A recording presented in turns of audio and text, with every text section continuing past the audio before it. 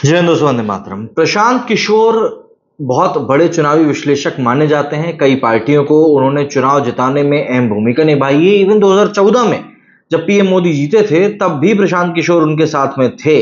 और बंगाल में जब लास्ट टाइम पीएम मोदी की सरकार मतलब बीजेपी हारी ममता बनर्जी से, तब प्रशांत किशोर ममता दीदी के साथ में थे।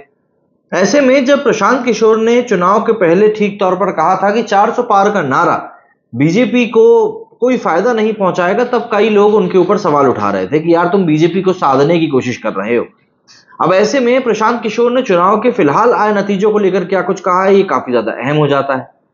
दरअसल लोकसभा चुनाव 2024 के नतीजे सामने आ चुके हैं और एनडीए गठबंधन केंद्र में 293 सीटों के साथ सरकार बनाने के लिए जा रहा है। वहीं इंडिया गठबंधन ने 234 सीटों पर जीत हासिल करी।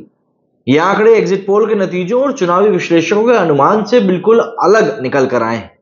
इस पर इंडिया टुडे ने राजनीतिक विश्लेषक प्रशांत किशोर से भी बातचीत करी। इंडिया टुडे के न्यूज डायरेक्टर राहुल कंवल और कंसल्टिंग एडिटर राजदीप सरदेसाई से बातचीत में प्रशांत किशोर ने बताया कि बीजेपी की सीटें कम होने के पीछे आखिर क्या कारण है। उन्होंने यह भी माना कि चुनाव नतीजों से जुड़ी उसकी भविष्यवाणी भी गलत साबित हुई। इस दौरान उन्होंने बीजेपी के 400 पार के नारे का भी जिक्र किया और बताया कि आखिर इसने कैसे समस्या खड़ी कर दी। बीजेपी के 100 दिन के एजेंडे का क्या होगा, क्या उसमें शामिल होगा, इस बारे में भी उन्होंने बात करी। बीजेपी की सीटें कम होने के कारण का जिक्र करते हुए प्रशांत किशोर ने साफ तौर पर कहा कि जिसने भी 400 पार का नारा लिखा, इस नारे में कोई बुराई नहीं है, लेकिन ये एक अधूरा नारा है। 400 पार तो है, लेकिन आखिर किस लिए? उन्होंने इसे खुला छोड़ दिया। जैसे 2014 में नारा था, बहुत हुई महंगाई की मार, अब की बार मोदी सरकार। तो इसमें उद्देश्य साफ था कि भैया मोदी सरकार क्यों? क्योंकि महंगाई है। उन्होंने आगे कहा, इस बार आपने कहा 400 पार। समाज ने इसे अहंकार के तौर पर लिया, जिसे विपक्ष ने भुनाया और ये संविधान बदल देंगे वाली चीज को इन लोगों ने बिल्कुल तरीके से कैश कर लिया। जिसने भी पार्टी का नारा लिखा, उसने ये नहीं बताया कि 400 पार आखिर भाजपा क्यों जाना चाह रही है।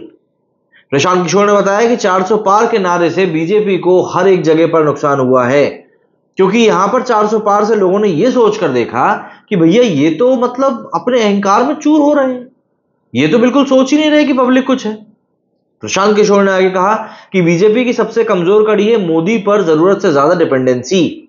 कार्यकर्ताओं ने कहा है कि 400 सीटें तो आ ही रही हैं, मतलब सांसद को कि हमको, लेकिन इससे सांसद को सबक सिखाना है। मतलब ये कि आप जिस भी कॉन्स्टिट्यूएंसी में जाइए वहां पर वो यही कहेंगे कि भाई बीजेपी तो 400 सीट जीत रही है, लेकिन जो हमारे यहाँ का सांसद है ना, वो इतना घटिया है कि हमको उसे सबक सिखाना है।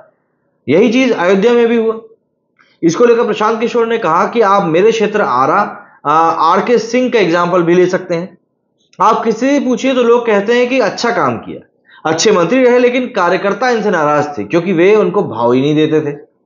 उन्होंने आगे कहा कि बीजेपी के समर्थक को लगा कि जीत तो हो ही रही है, कोई उद्देश्य ही नहीं था क्योंकि 400 पार तो हो ही रहा है। इसके विपरीत जो लोग बीजेपी और मोदी के खिलाफ थे, उनके पास उद्देश्य था कि हमें इनको रोकना है किसी भी तरीके से। मैं आपको वाराणसी का भी एग्जांपल देता हूं।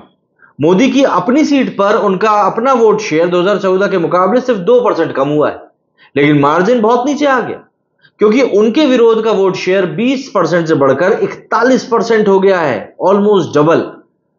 प्रशांत किशोर से पूछा गया कि आपने कहा था कि बीजेपी 2019 के 303 सीटों के आंकड़े के बराबर या उससे ज्यादा ला सकती है।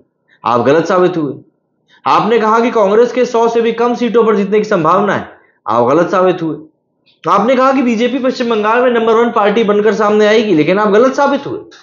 आपने सुझाव दिया था कि महाराष्ट्र और राजस्थान में बीजेपी इतनी सीटें नहीं हारेगी, लेकिन वहां भी आप गलत साबित हुए। क्या ये एक सीख है कि आप रणनीतिकार हैं लेकिन नंबरों, मतलब कि ये एग्जिट पोल के आंकड़े रहते हैं उसमें आप गलत हैं, उसमें मत पड़ी। इसके जवाब में प्रशांत किशोर ने साफ तौर पर कहा, कोई भी गलत हो सकता है।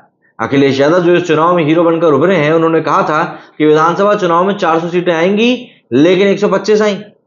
इसका मतलब ये नहीं है कि अखिलेश की राजनीतिक समझ और पकड़ खत्म हो गई।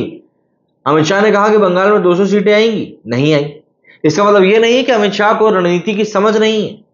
राहुल गांधी ने कहा कि मध्य प्रदेश में हमारी बहुमत की सरकार आ रही है, 200 सीटें जीतने जा रहे हैं, यह तक कहा था कि भैया मध्य प्रदेश तो हमारा है, लेकिन वो वहीं पर हार गए बुरी तरह से।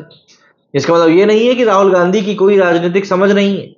इस चुनाव में भी हम मानते हैं कि हमारे नंबर गलत साबित हुए, लेकिन जिन्होंने कहा था कि बीजेपी की सिर्फ 180 सीटें आएंगी, वो भी तो गलत साबित हुए हैं। इस बात को कौन सही बोलेगा?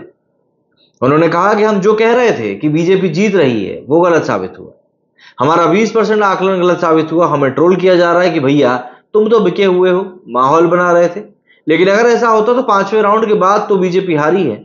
मैंने इंटरव्यू दिया था कि 5वें फेज के बाद और बीजेपी का खराब प्रदर्शन रहा 7वें राउंड में, जबकि हमारे इंटरव्यू से पहले जो 4 राउंड हुए उसमें बीजेपी आगे रही। ऐसे में मुझे लग रहा है कि भारत में हम लोगों से 2 गलती हो रही हैं। एक, मौजूदा व्यवस्था में वोट शेयर को सीट में बदलने का जो तरीका है वो सटीक नहीं है।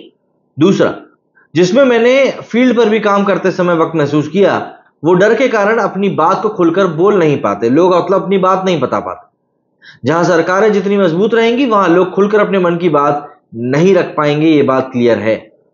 उन्होंने आंध्र प्रदेश का एग्जाम्पल देते हुए कहा कि 6 महीने पहले ही मैंने कह दिया था कि वहां जगनमोहन रेड्डी बुरी तरह हारने वाले हैं। लेकिन फिर प्रशांत किशोर से कहा गया कि लेकिन जब आपने वहां का दौरा किया तो आपने कहा कि भैया महिलाएं और गरीब जगनमोहन सरकार के साथ हैं।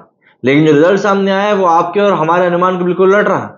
यानी जिन लोगों ने जगन को वोट देने की बात कही, उन्होंने जगनमोहन को वोट नहीं दिया।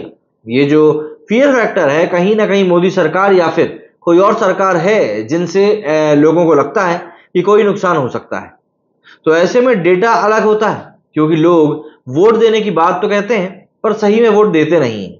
और जब मैं पूरी तरह से फील्ड पर रहकर ही ये काम करता था तो हम लोगों के मन से इस डर को टटोल कर निकालते थे कि भैया सही बात कम से कम पता चल जाए, जो कि आज की तारीख में कोई भी एग्जिट पोल वाला करने की कोशिश भी नहीं करता। देखिए, प्रशांत किशोर जी की बात समझना इसीलिए जरूरी है क्योंकि इस बार का चुनाव कई सारे बड़े बदलाव लेकर आया। पहली बात तो ये कि पूरी दुनिया को भारत के लोकतंत्र की ताकत दिखी, और दूसरी बात यह कि भारत के लोकतंत्र में ही मौजूद जो कई सारे विपक्षी राजनेता हैं जो ईवीएम की राजनीति खेलते हैं कि भैया ईवीएम के कारण ये हो गया, ईवीएम के कारण वो हो गया, इस बार वो सब लोग चुप हैं।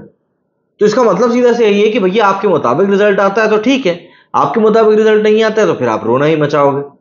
एंड इस केस में कई सारे बड़े नेता भी आते हैं जो कि फिलहाल अंदर है, बट बात यही है कि वो तैयार बैठे थे कि भैया अगर इतनी सीटों से ऊपर बीजेपी को सीट मिल गई तब तो हम यही बोलेंगे कि भैया ईवीएम हैक है, आप मानो या ना मानो। अब इन चीजों में कई बार ऐसा भी होता है कि आपका अनुमान देखिए गलत साबित हो जाता है एग्जिट पोल्स का, और कई बार होता है। लास्ट ईयर भी मैंने देखा था, उससे भी कई बार मतलब बहुत सारा डेटा अलग निकला था। तो ऐसे में हमको ये बात समझनी चाहिए कि डेमोक्रेसी में जो प्रजा होती है वही राजा होती है, और अगर आप प्रजा को खुश नहीं रखोगे तो जाहिर सी बात है वो तो फिर आपको दर्द देगी ही देगी। हाल फिलहाल की अगर हम लोग बात करें तो आप मध्य प्रदेश के नतीजों को देखिए। मध्य प्रदेश में पूरी की पूरी सीटें इस बार भाजपा को गई हैं। वहीं अगर आप लोग साउथ की तरफ जाना धीरे धीरे शुरू करेंगे तो आपको वहां दिखेगा कि भाजपा किस तरीके से अपनी पकड़ को ढीली करती गई, ढीली करती गई, ढीली करती गई, और आखिर में इतनी बुरी गत हो गई कि भैया आज की तारीख में कौन इसको संभालेगा, ये बात समझ में नहीं आ रही है।